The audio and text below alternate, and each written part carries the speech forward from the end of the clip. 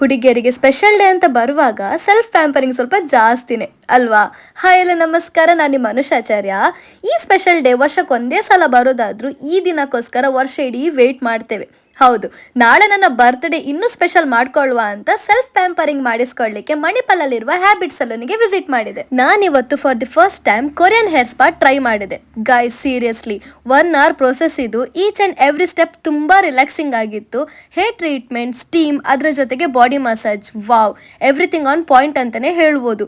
ನೀವಿಲ್ಲಿಗೆ ಬಂದರೆ Korean hair spa definitely try ಮಾಡಿ, best experience. ಅದಾದಮೇಲೆ ವ್ಯಾಕ್ಸಿಂಗ್ ಜೊತೆಗೆ ಪೆಡಿಕ್ಯೂರ್ ಸಹ ಮಾಡಿಕೊಂಡೆ. ಸೀರಿಯಸ್ಲಿ ಇವರದ್ದು ಪೆಡಿಕ್ಯೂರ್ ಸೆಷನ್ಸ್ ತುಂಬಾ ರಿಲ್ಯಾಕ್ಸಿಂಗ್ ಆಗಿತ್ತು. ಸ್ಕ್ರಬ್ಬಿಂಗ್, ಮಸಾಜ್ ಇಂದ ಹಿಡಿದು ಫೈನಲ್ ಲುಕ್ ನೋಡಿ ಖುಷಿಯಾಗಿ ಹೋಯ್ತು. ಓಕೆ, ಇವಾಗ ಬರ್ತ್ಡೇ ಅಂದ್ರೆ ಫ್ರೆಶ್ ಲುಕ್ ಬೇಕೆ. ಸೊ ಹೇರ್ ಸಹ ಟ್ರಿಮ್ ಮಾಡಿಸ್ಕೊಂಡೆ. ನನ್ನ ಡಿಫ್ರೆಂಟ್ ಲುಕ್ ಜೊತೆಗೆ ಖುಷಿ ನೋಡಿ ನಾಳೆ ಬರ್ಡೇನಾ ಇವತ್ತು ಬರ್ಡೇನ ಅಂತಾನೆ ಕನ್ಫ್ಯೂಸ್ ಆಗಿ ಹೋದೆ.